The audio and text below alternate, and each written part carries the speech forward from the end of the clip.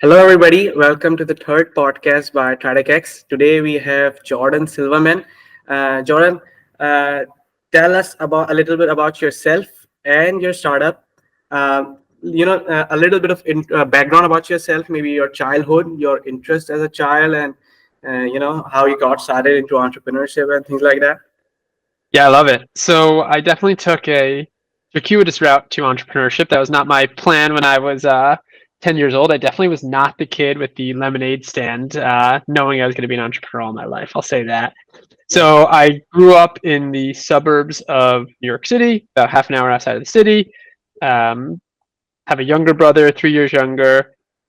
My childhood was playing sports, having fun, being outside, just being a kid.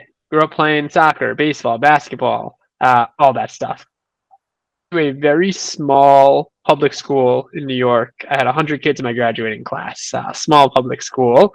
And when it was time to go to college, I went to the University of Michigan and I loved it. I was there for 4 years, loved Ann Arbor, was in a fraternity, had an awesome experience. And when I was there, I did not know what I wanted to do. A lot of my friends were in business school or communications majors. I didn't know. I just took a bunch of classes that were interesting to me. And my freshman year, I took a class in philosophy 101. I took it with one of my good friends, sat next to each other in the class. We were learning about Descartes, and we literally walked out of the class, and I looked at him, he looked at me, and I said, I think I'm going to be a philosophy major. And he said, I'm dropping this class. So I was a philosophy major in college simply because I enjoyed it. I learned a tremendous amount. It was really interesting. I liked the debates. I just thought it was really cool. Plan was to go to law school. Thought law school would be interesting. Always thought being a lawyer would be great. My junior year, and really, but mostly my senior year of college, I started my first business. So it was a company called Star Toilet Paper. We did advertising in public bathrooms. So printed toilet paper, printed paper towels, Advent dispensers, all that stuff. I ran that with my younger brother. We did that for about 4 years. Uh, Raised a small seed round, built up a small team, was able to scale it really nicely to like local markets, but was never able to really figure out how to go from like local advertising to regional advertising to national advertising. So after about 4 or 5 years, we shut that down. At which point, I really didn't know what I wanted to do. I was the CEO. I did a little bit of everything, but I said, hey, I like sales. Let's get into sales. Joined a SaaS startup, and at the time, I had read a book that had just come out called Predictable Revenue. This is mid 2010s, and I read a book called Predictable Revenue, and it just like blew my mind. Like people pay your software every single month, and you just have to like keep up great service, but then you just keep paying over and over again. And like I kind of fell in love with the SaaS model at that point. So the startup I was at, I kind of rose from AE to director of sales to VP of sales. Ended up running the inbound and outbound sales teams. I got into sales to build relationships with people, but what I realized pretty quickly is in SMB SaaS sales, you don't really build relationships. That's the customer success team. So that moved me from sales to customer success, and I've kind of been on this customer success journey for the last 10 years at a couple different companies. I spent the bulk of my career at a company called MarketMan. So MarketMan is a inventory software for restaurants. I joined as employee number 7, probably about 25 customers. When I left, we had 2,500 plus customers, really good acquisition. I ran a team of 30. It was just like an incredible experience. Went to another place, another acquisition, and then that kind of brought me to Starfish. So while I was at my previous company, Vericore, I met my current partner, co-founder Suresh. He was the CTO. I was chief customer officer. And when that company got acquired, we were really thinking like, what do we want to do next?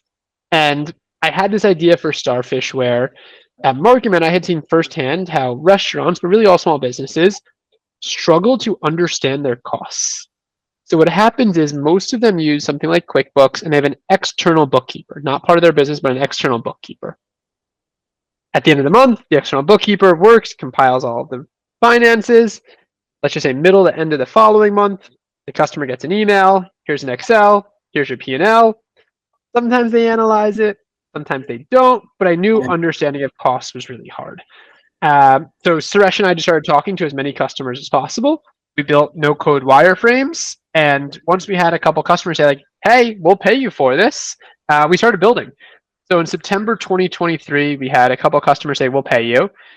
Then in November 2023, we actually had our first paying customer sign up, so about 4 months ago. And we've just been rocking and rolling ever since, trying to sign new customers on a weekly basis. Okay. What? So, Yeah. so you said in the beginning that you had started a startup before with your younger brother, Star Toilet Paper, and that's a very unique idea, by the way. And Yes. then, running you also ran it for 4 years, and 4 years is a long time. And you said that you guys raised a seed round. So what happened between those 4 years? Like, how was the growth? You said you had some problems at the national level. Yeah, you were doing pretty good at regional level. So can you get a little into more deeper into the numbers, maybe, and how much did you grow, like maybe revenue wise or employees wise? How many employees did you have at that time, maybe? Yeah, so that was at this point 10 plus years ago. But we grew the team. It was just my brother and myself. Then we grew the team to about 5 full-time employees. So it wasn't crazy growth. We never really got like true product market fit. We had venues that wanted that wanted the stuff for free. We struggled to get advertisers, as I said, on the more regional and national level. So we probably had 100 to 150 venues, think like restaurants, bars, gas stations, carrying the dispensers in different regions. And then we had a couple dozen local advertisers, but never really got much bigger than that. There's where I learned so much. Like, that was the first time I did door to door sales. That was the first time I did cold calling. I set up Salesforce for the first time. And it was so formative, not just for me, but for everyone, because like every single day we were just hustling and working and saying, how do we try to grow more than we did the day before? And I think those lessons have really stuck with me. Yeah, especially when your co-founder is your own brother, Yeah. and 4 years, it's a long time. You learn a lot. Yeah, Yep. definitely. Yeah. But I gotta ask this. First, Star Toilet Paper, and now Yep. Starfish. What's up with the Star? Why? So Star Toilet Paper. So it's a great question. So Star Toilet Paper was, we wanted just like a really simple logo that we could put on the bottom of every single sheet of toilet paper that people would know was us. I was reading a Malcolm Gladwell book at the time that really talked about how like you just need like a very simple logo. So that's where Star Toilet Paper came from. Starfish definitely pays homage to everything I learned there, but Oh, yeah. the real thing behind Starfish is starfish lose their legs. They lose their limbs when they're stressed. So when a starfish is stressed, it sheds one of its limbs to try to survive. What Okay. we're seeing every single day is restaurants and small businesses closing because of competition, not enough profit, not enough revenue. So what we're really trying to do here at Starfish is help our customers grow their revenue, grow their profit limb by limb so they can survive. So that's really where the Starfish name comes from. The star concept is just a happy coincidence, I would say. That's really interesting. The backstory, and what you just said about how starfish loses their limbs, and as a as a member of family who comes from all of my family, and my father also run a small business, and I know that running a small business is very chaotic. You know what I mean? All the time you're stuck in operations. There's really you hardly think about finance and growing the business. I mean, you're just out there meeting day to day problems, and just making sure everything gets done at the end of the day. So Yeah. growing the business and looking after the finance, that's a whole another deal. So yeah, one must be really good at delegating things. Yeah, Yeah. and one of the things we saw at Market Man was there's so much technology and so much software that small businesses and everyone uses. Like, even think about me and you. Like, there's so many different softwares that I use on a daily basis. Now, where that becomes really hard is when you open a small business, whether it be a restaurant or something else, you don't open it to sit in front of a computer every day. Yeah. You do not open a restaurant to sit in a computer and look at an inventory report or look at your finances. That's not why you did it. So, what's really interesting and what we're trying to do here at Starfish is we're trying to build a platform that A, takes very little to no setup, and B, you don't have to spend a lot of time in. We want the software to work for you you should not have to work for the software. I think it's really important. Yeah. And like you said, yeah, the small business owners, they really don't want to spend any time in front of a computer. That's the last thing they would do. They will either clean up, if they, in case if they run a restaurant, they will clean the restaurant or do something. Uh, Happily. yeah, Happily. Yeah. Yep. yeah. So this is the second time you mentioned about reading a book. Yeah, first you said about predictable revenue, and now you just mentioned about Malcolm Gladwell. So reading Yeah. books is something you enjoy a lot, and you've been doing for since. I mean, how long have you been reading books? I try. I now have a 1.5-year-old daughter. So I'm definitely more tired at night than I used to be. She is literally the best, but I'm definitely more tired than I used to be, as you can imagine. Um, so I'm really weird, but like I try to rotate. So I try to go like biography, nonfiction, fiction, biography, nonfiction, fiction, because I used to just read business books and they all kind of like morphed into the same business book, right? So now I at least try to keep it fresh. Uh, we live in Florida, my wife, my daughter, and we are huge library people. So we go to the library a few times a week, whether that be books for myself, my wife, or my daughter. But we all three of us really enjoy reading and try to. Uh, Yeah. So, and I agree with you. Like, if you read a lot of self-help books, and I've done this myself. My first book was a self-help book. It was Think and Grow Rich. You might know it's very Of famous. course, Yeah. So, when you read a lot of those, it's like it's the same book. Yes. it's the same. It's the same book. Yeah, yeah, it's the And exact same. I know. yeah, and when I read, I guess when I read about three, four, I took a gap around of a year. Like I don't want to read any book. It just say all of them say the same thing. So then I picked up fiction, and now I think I'm pretty good, doing pretty good. Yeah. So And that's read why I had the again. same thing happen where I was just like business book, business, and then like I basically just like didn't read any business books for 6 months because I was so tired of it. So that's why I'm trying to be better about rotating. I like biographies. I'm trying to do different things. What's your current read, if you don't mind telling? So right now on my nightstand is Catch 22. Cash. So my Book. yeah, Yeah. yeah, so my fiction books, I've actually been trying to read like the very historically famous books. So I did Brave New World, 1984, Atlas Shrugged. Okay. So that's what I've been doing for the fiction. It's been really fun, like because I read some of these when I was in high school, but like let's be real, who wants to read when they're in high school, right? Like I have no idea what I was reading, so now I can actually like read and enjoy them. So it's been really fun. Yeah. 1984 and Atlas Shrugged is in my reading list. I hope I get to them sometime soon. Science fiction books are really good. Yeah, especially the ones that. Atlas Atlas Shrugged, like first off, I had no idea it is so long. Oh, okay. There's so many pages, but I loved it. I like literally, my friends were getting annoyed with me because I wouldn't stop talking about how much they need to read it. What's it about? Tell me a little or something. Now I'm curious. Yeah, so basically what happens is the government starts to regulate the top earners and producers in the economy, and Okay. the top earners and producers basically decide to go on strike.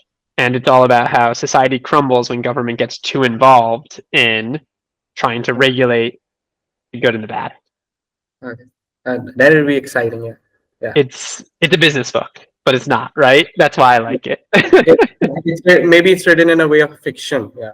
That's why. It's totally, exactly. Yeah. Yeah, but it's really good.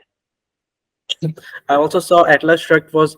I was reading a list of most recommended books by people, and Atlas Shrugged was in the top 10 list. Like it was recommended by a lot of people. It's Yeah. also like 1,100 pages though, which like I did not And expect. that's like three books. That I was like, Harry Potter's less than this, right? Like I can read a whole Harry Potter novel in the less time of this. Yeah. Yeah. Oh, 1100 pages is a lot. How, Yep. how, how long would it take you to finish that? I mean, I guess months, It few took me a months. good month. No, it took me a good month. Yeah. It took me a good month. And like, I'm the type of person where if I like the book, I read. And if I don't like the book, I find reasons not to read. And this was, I was just reading. Yeah. Yeah. Totally get it. Yeah. Yeah. So I'll just start off with the questions. First, it's obvious that you have worked in sales a lot and business development, but your software, your Starfish, it's about optimizing profits, and it's in much more into the internal matters of the company. And you said Yeah. you noticed this where at MarketMan. that when you were involved with a lot, dealing with a lot of customers. So how did you realize that like all of your experience, it's in sales, it's when outside the business, growing the business itself, but now your software, it's dealing with something that's that deals with internal matters, financial matters of the company. Your job in sales is to solve someone's problem and get them to pay you to solve that problem. Yeah, That's yeah, it, right? So at MarketMan, I just heard the same problem over and over again of I don't know where my money's going. I know how much revenue I make. I know how much cash I have in the bank at the end of the day. I don't really have a good understanding of what's happening in between. And what we are doing right now with Starfish is not the idea I thought it was going to be, right? Like basically last summer, so let's just say like July, August 2023, I just talked to as many people as possible, as many small business owners as possible, not just restaurants, people in insurance, law, recruiters, everything. Just trying to talk to as many small business owners as I could. And I basically just said, like, is this a problem? And the problem we're trying to solve is helping you understand your costs and lowering them. So first step, understand. Second step, lower. And that problem really resonated with restaurants, but the solution I had of how to solve that did not resonate with restaurants at all. And because of that, we really focused on not the solution, but the problem. And I think that's a very easy thing to do as a salesperson, where you're focusing on what is the problem they have, and then how can I craft a solution to fit their problem. And that's really what we did in the early days at Starfish. And to be completely transparent, that's still what we do every day at Starfish is what is the problem? How can we solve it? And that's really our focus. And the problem is profit margins are basically zero, costs are too high. How do you solve that using software? Actually, I want to ask, how do you solve that? I mean, for example, Starfish gets its data from, because data would have to be manually input some way, either in its Excel or any other software. So Starfish gets the data and it uses AI to analyze it. Now, what information does it present to the customer, restaurant, or any small business owner that they can further use to think ways to reduce that cost? Yeah. So what we're doing is we're integrating into the accounting system. So almost every single company, if you're paying taxes, has some sort of accounting system, right? You got some sort of P&L, some sort of accounting system that you can run to basically pay your taxes at the end of each month, quarter, year, depending on what type of business you are. So what we're doing is we're pulling out data from the accounting software. We're not a system of record. And then what we do is we're looking for a couple of things. Number one, increases in costs year over year. Number two, increases in costs month over month or period over period. And then the third thing we're doing is we're actually benchmarking our customers to similar customers in their area. And by benchmarking them to similar customers in their area, we're also able to show them where they're overspending or underspending on certain categories. Then what the AI actually outputs is tasks. What tasks are, they're telling the customer how to actually lower their costs. So I'll give you a couple examples. So we've got a 6-location fast food chicken chain. Okay. The software analyzed the cost and said one of your 6 locations is running a 3x higher cost on utilities than the other 5 locations. Go to the location to see what's going on. That was the task. That was it. This is costing you $1,000 per month. You need to go to the location. That's basically what the task said. So the next day, they went to the location. It's a restaurant. Turns out that the restaurant was leaving the back door open and the AC cranking all day. They closed the back door, and then literally next month, bill came down $1,000 a month. Wow. So what we're doing is we're analyzing the P&L, and then we're giving them bite-sized actionable tasks that they can go action on. And again, it's not about diving into the software. It's about we email these out to them on a weekly basis so they can actually go do things. On the software side, what we have are really simple and easy reports. So anyone that's spent time in an accounting software like QuickBooks or Xero or NetSuite, reporting is not easy. Yeah. Getting the reports you need is not easy. They're built for small businesses, but like I can tell you as a small business owner myself, I do not enjoy going into QuickBooks to pull a P&L report. It's just not easy. And as soon as you get to multi-locations, it becomes even harder. So what we're doing is, one, giving them those tasks so they can go action. And then number two, giving them really simple reporting that if they want to dive into it, they can. So we work with bookkeepers, for example, and what the bookkeepers are using Starfish for is they have a bunch of restaurants and a bunch of small businesses, and they can actually leverage Starfish to find mistakes that they make. There's 2 rent transactions in February, none in January. Well, when you've got 10, 15, 20 clients, and each client's got 30 expense accounts, it's hard to track all that. But software can find those kinds of things really easily.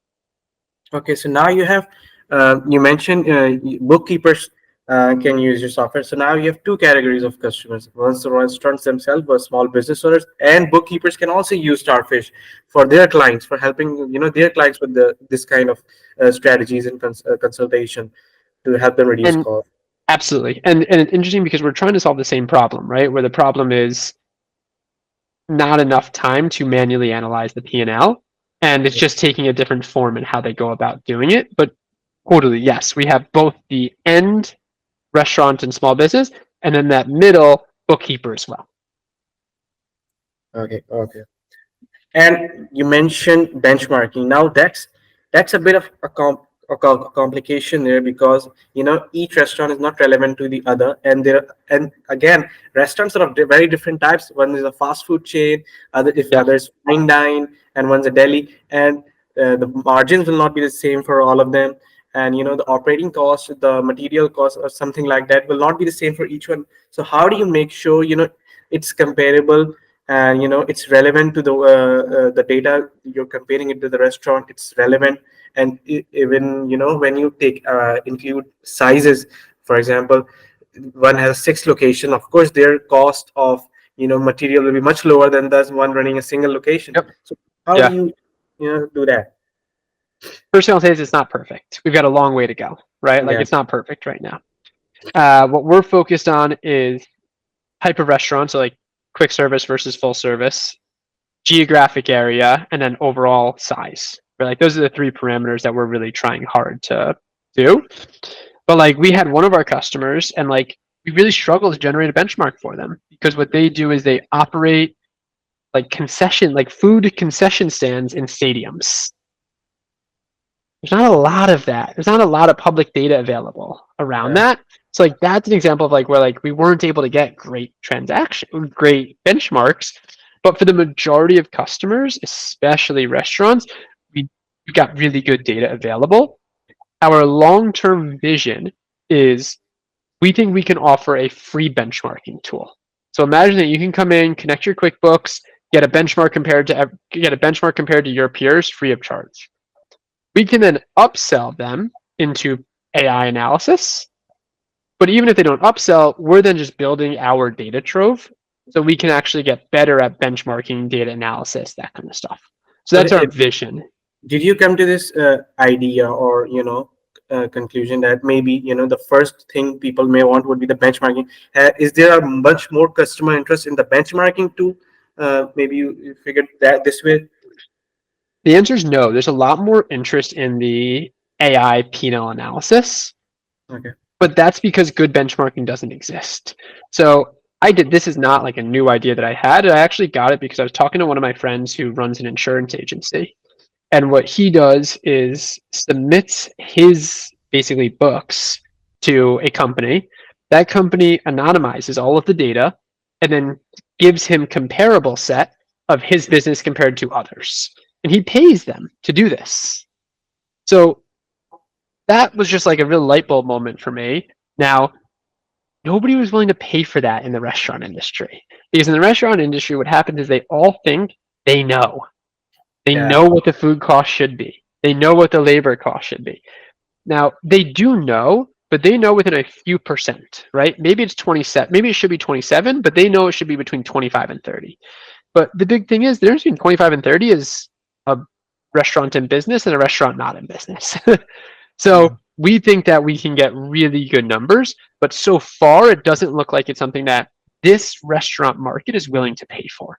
Other industries are. This exists for hotels. This exists for insurance. This benchmarking anonymization, but nobody tried to do it for restaurants yet. And we think we have a unique opportunity where we can offer it for free, and it's hugely benefiting us because we're building what we can train the AI on.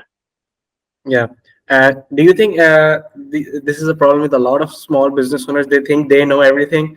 Yeah, I think I this think because I meet I up think most family members most too. small business owners really do know a lot.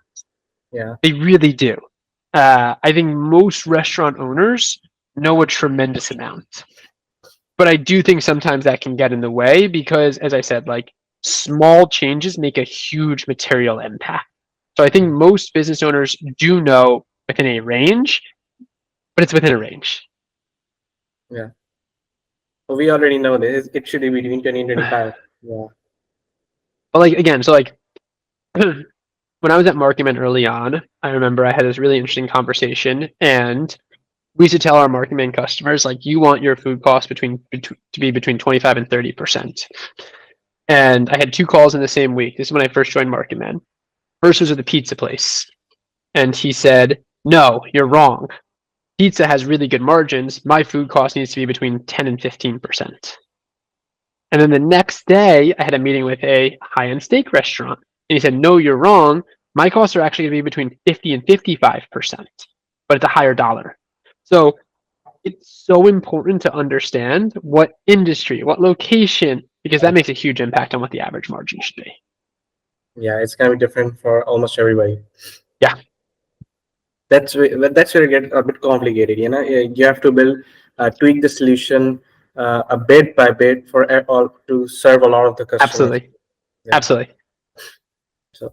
So, right now, what kind of restaurants are mainly majorly make up for the customers of your beta users? Or Yeah, we've got a good mix. We've got quick service, coffee shop, juice, full service waiter. Right now, we basically like our smallest customers one location, as you can imagine. Our biggest customers about 15 locations. that's a big one. Yeah. Yeah. Okay. Okay. I have to ask this, and I was, taxes. Taxes are a big, problem in America, Yeah. especially those who run their own thing or are self-employed. And of course, when you get into, if you're building a solution for accounting and cost, the taxes do come in somewhere. Maybe it's not main part of the main solution, but what are you thinking about it? Like, is there something that would be a main feature for Starfish or not? Right now, we look at ourselves as we can be an AI controller. Okay. Our vision is that we can be an AI CFO. So today, we don't touch taxes at all. Long term, I think taxes, as you said, are such an important part that I could definitely see that playing a part in what we do. To be completely honest, it will depend on customer demand, right? Like we are very big on let's build for what the customers are telling us, Yeah. not what we think, but what the customers are telling us. And the great thing about working with restaurants are they are extremely vocal. And I mean that in the best possible way. If they want something, they will bang on your door until you build it for them. And that is amazing because you never struggle to get feedback. But we haven't heard it too much from our customers yet, but I don't doubt that we will hear it eventually. Do you think it can be a problem now? Like right now, of course, the Starfish is in development phase, so it's Yeah. better if they're too vocal. But at some point, you'll be like, okay, no, we can't. That's a bit of a different domain. We have to focus on this. It was so at Markman, it was really hard because how do you build a solution? So at Markman, our smallest customer was one location, our biggest customer was 250 locations. How do you build a solution that's good for both a single location restaurant and a 250 location business? Those are different need sets. Yeah. So I do think that as you grow and scale, you need to pick a path. Are you going single location mom and pop? Are you going mid market? Are you going enterprise? Where are you going? Yeah. So only time will tell for Starfish. Correct. Yep. Yeah. Yeah. The other thing that's complicated about right now, we can do any country because we connect to your accounting system and we're just pulling in the P&L. So as long as we have localization, we can do any country. But as soon as you start getting into taxes, it becomes really complicated. Like Canada has a very different tax code than the US, which is a very different tax code than the UK. So that's the other complication with taxes is US is a huge market and it's a great place to start, but then every country we go into, you basically got to rebuild things from scratch. Okay, yeah, yeah. Can you tell me a little bit about data security? I mean, like in America, that's something taken very seriously, especially and if taxes do get involved, that Yeah. will be a bit more complicated. So my co-founder and CTO Suresh, he comes from a financial software background Mhm. where security and he was working with really large companies where security was like their like number one question in the sales process. So I defer to him when it comes to security, but it's something that we take extremely serious here because we have access to our customers' financial data. So we are really careful with two-factor authentication, making sure we log you out regularly, and only reading data. We're not writing anything back to the accounting software. We're just reading data in. So security, anytime you're dealing with finances, security is always going to be one of the more important things. And data security is extremely important to us and something that we've been building Starfish from day one to take really serious, whether that be user permissions for our customers or just like who has access to what data on the Starfish side. Yeah. Okay. You have a lot of beta users. So how's it going? How are you taking feedback from those that if they're finding the software useful or things like that? What more features are they demanding? Which features are you not seeing? Maybe a good response about. We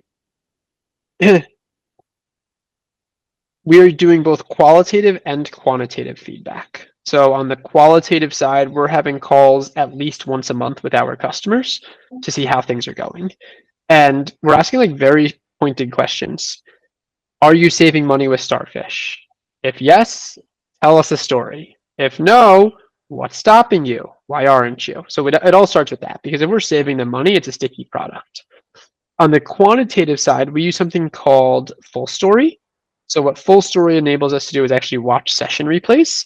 So every single day, I watch as many of the session replays from the day before as possible to see how customers are using, what they're using, what they're rage clicking because it's not working like it's supposed to, etc.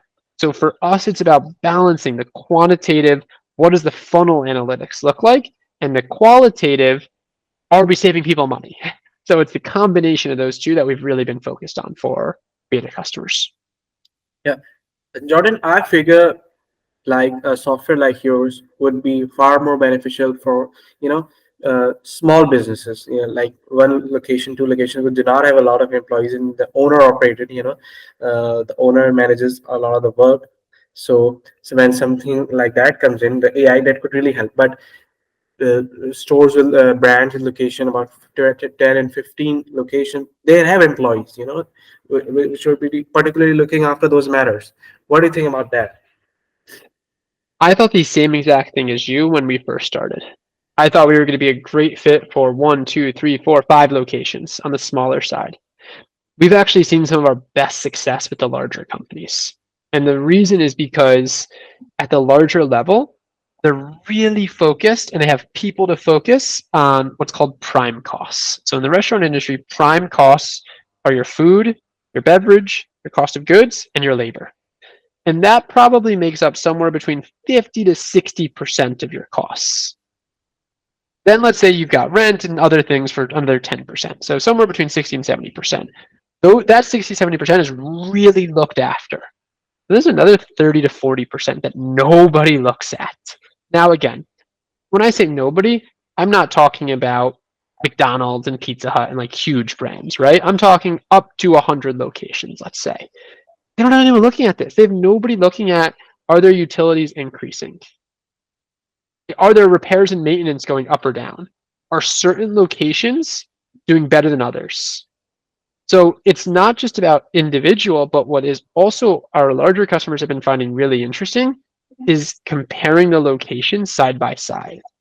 So one of the things that happens at these larger restaurant chains is they have different accounting systems. Let me rephrase, they have the same accounting system, but different accounts for each location because they want to look at a P&L and L and balance sheet. What they do is they export that. So let's say you have 10 restaurant locations. You might be running 10 separate QuickBooks accounts. Then what you're doing is exporting those 10 separate QuickBooks into an Excel, building a massive VLOOKUP to see how each location compares. But we can just automate all of that for you and do it on a daily basis. So it's not just about the saving money, but it's also, once you get larger, the saving time. Because yeah, maybe you do have someone doing that, but they don't have to do manual analysis or manual reporting when we can do all that Excel work for them in an application automatically. So Ramil, I thought the same thing as you, that is going to be better for the smaller.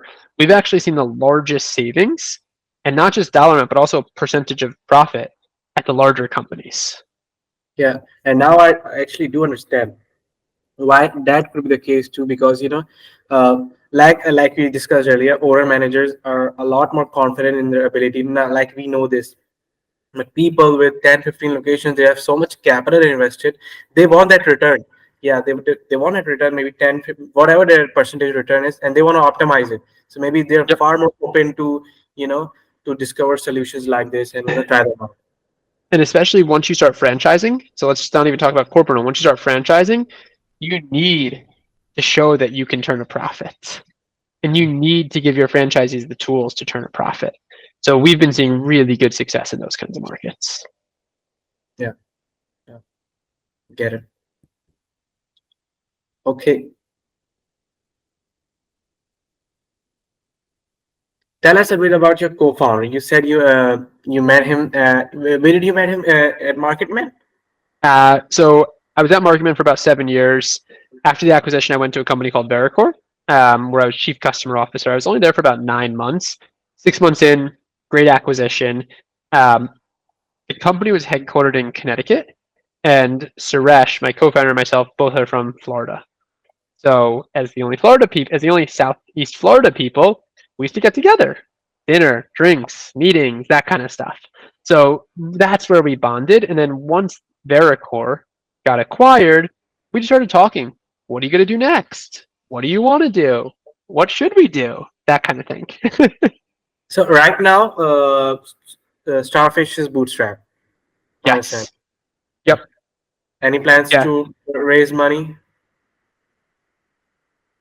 What's been interesting is we are a software for restaurants that uses AI. I wouldn't necessarily call us an AI startup because we're not building like OpenAI or Claude or Anthropic, but we are a software company that uses AI. Anytime you're an AI startup, though, you get inbound interest from investors. So it's been interesting. I think come summer or fall, we will be at a pivot point in the company where we will basically be at our break even, and we will then decide, do we want to continue on a slower growth path, bootstrapping, or do we want to go raise a seed round? Right now, we're leaning towards a seed round, but that's very easy for me to say because I'm not actually going to raise money now. I might feel very differently once I'm in the double grind of building a startup and trying to raise money. Yeah, and because that cannot be done simultaneously. Either you're super focused on growing the business and or you're raising money, because raising money Correct. it takes time, takes It's a mental full-time energy. job. I know.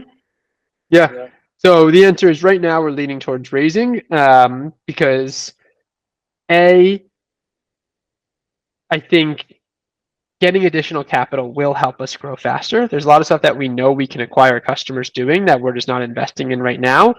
For example, the restaurant industry is huge in trade shows. We're bootstrapped. Right now, spending $5,000 or $6,000 on a trade show is not what's in our best interest. But I know we can get customers. But I'd rather use that money elsewhere right now and be scrappier. And then on the flip side of it, I think both Suresh and myself, we have families. I think de-risking ourselves and taking extremely small salaries is also something that's interesting to us, where we can get a little bit of financial security. Again, I'm talking about a fifth of what we used to make, right? A tenth of what we used to make, and give away part of the company to help us grow faster and have good backing. yeah, that makes sense totally, especially. Like you said, you guys have families, and it would Yeah. make sense to de-risk yourselves. Yeah. Yep. So right now, whatever customers you have, it's all manually reach out to them, and it's all word of mouth right now. It's nothing is paid advertisements, something things like that. Of our customers, we have two that came inbound to us through like just content, interviews like this, LinkedIn posting, that kind of stuff. But the majority have been my network or referrals from my network. So that's really what we've been seeing good success with, is making our customers extremely happy, where they want to talk about us to their friends, and then their friends say, "Well, hold on, if you made them so happy, we'll trust you." So that was great. So that's been the main focus, is just making existing customers really happy and then going from there. I think for us it'll be really interesting. I believe really strongly in content, so I think we'll start to do more and more on YouTube, TikTok, LinkedIn, that kind of stuff. Yeah. You mentioned um, referrals and word of mouth, man. You do such a good job at for one of your customers, and they'll talk about you with one of their friends or associates. And I remember talking to somebody, sales background, VP level experience, and and they said this to me, that word of mouth marketing is the only marketing. And you can do a lot of advertising, but the customers would still need to find a reason to take a bet on you, even if you're buying all the ads or something like that. Listen, I don't know if I don't know, maybe I wasn't good at it, but like I spent $1,000 last month on Facebook, LinkedIn, X, Instagram, just like different social platforms. Zero leads. Zero leads. Now, I post a couple of videos on TikTok, I get one or two leads. I post to YouTube, I get a lead. So it's just like organic content is way more time consuming, but Yeah. it's what we've seen much stronger results with. Yeah. And it could be that once you have a lot of or some amount of organic content, and you start to find your audience, and then you can start promoting them to find more of those people like Yep. them. Yep. Exactly. Exactly. Yeah. And yeah, like you said, it's very time consuming. Creating content is very time consuming. No, it is really time consuming, and it's hard because there's no immediate payoff. And when you're a Yeah. startup, like you're not thinking about next year, you're thinking about tomorrow and next week. Yeah. So I think for us, it's like we recognize that it's a medium to long term investment, which is hard to make at this point, but we know it's really important. Yeah. Because you could be months in, and the results could not be very good. Yeah. And Correct. still have Correct. to believe to go few more months. Yeah. Yep. Exactly. Same thing we experienced here at our company, and we paid for things, whether it's lead generation, thing like that. Didn't get no response. I mean, somewhat response, but it wasn't substantial. And yes, then we did things like content creation, and yes, things started to happen. They moved a bit, but yes, took a lot of time. Yes, so you have to be patient.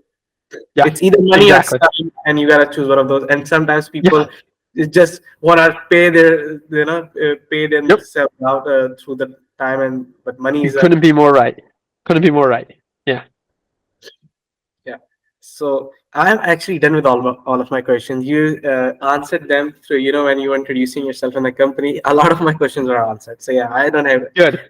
any more left. And it has been 40 minutes. Yeah, didn't feel like That's great. I No, forgot. this went very quickly. It was a conversation. I really appreciated it. Yeah, it was fun. Yeah, especially Yeah. bit when you talked about your family, your book reading habits. Yeah, that Yep. really, yeah, I really enjoyed that.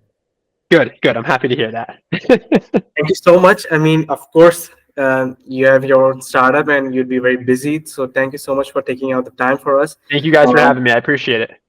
yeah, thank you so much, man. Yeah, Yeah. maybe we connect later at some point, few months in, when you're successfully raised a seed round, and the growth rates are all high and everything's good. We'll We'll do another interview. Yeah. Tell me I assume interview over, right? Tell me more about you guys. Tell me more about what you guys do. How can I be supportive? Yeah, so like we are a software consultancy firm. Started with agencies like no sorry platforms like Upwork and Fiverr, but then there's really a cap on that, and the competition gets really fierce once you Yeah. reach a certain stage. So we me and my co-founders, they're both technical. I'm not. I do marketing. I have a marketing background, and we Yep. were talking, and I said, and I had some success at LinkedIn for one of my family businesses. So I said we could do LinkedIn, and they okay. So what do we do? And of course, first idea I had, ads, sales navigator. Did that for 2 3 months, blew a lot of money, and no results, no substantial, because the everybody, we were like, we took 4 or 5 meetings, everybody would be stuck on the same thing. How do we trust you guys? I mean, I don't know you. Interesting. Why would we pay you? How do we trust? And there was a chance meeting just like yours. It wasn't recorded an interview, and his background was all in software and sales, pretty successful guy, and he said to me, look, my only advice would you to be that word of mouth marketing and referrals is the only medium of marketing that's going to help you grow. Hmm. Yeah, either take some of your clients, help them record videos, and put them on social media, create content. It will be slow in the beginning, but then with time the exponential growth will happen. Yeah, Yeah. and save money for later on, for that period when the ball gets rolling. Then you can blow that money. Right now I think it wouldn't help you guys, and we took that advice, and this is one of those kind of things that we interview startup founders and to post them on LinkedIn and things like that. And maybe people would associate us with such someone as people that could be trusted. And yeah, That's so awesome. if you would give me some advice, would you help me out with that? Whether this is working, and whether this would help us in building us a brand and present a more positive image in front of potential customers. I would love that too. Totally. My advice is do more like this, but try to get people, and I will happily do this. Try to get people that will also share the interview on with their network. Yeah, So yeah, like you're gonna post this on the website, on YouTube, different places. That's great, but then you're really only sharing it with your network. What you yeah, want is to interview people who will, in exchange for doing the interview, also share it with their network. yeah, So like that would be my advice is like I will happily like whenever you post this and there's no rush, take your time, send it to me. I will either reshare you or post again, right? Like something. So this way my network is then seeing it also because I think that's the most powerful thing is getting my network to see that I know who you guys are. They should meet you. That kind of thing. yeah. And everybody is should do their own diligence. Take yeah, do your own Totally. research. Yeah, and and we offer this like we can work with you a week, and if you're satisfied. But to get them to take that first step, that's the one. Like, I want to know from somebody I already know or trust that would vouch for you guys, and that's the difficult Yeah. part. Yep. I totally agree. Yeah. Yeah, Yeah. thank you, and I do appreciate you telling me this and giving me this advice. That was something in our mind that this could help us when people we interview would share them on their share us with their Absolutely. audiences. Yeah, Yep. Totally. thank you,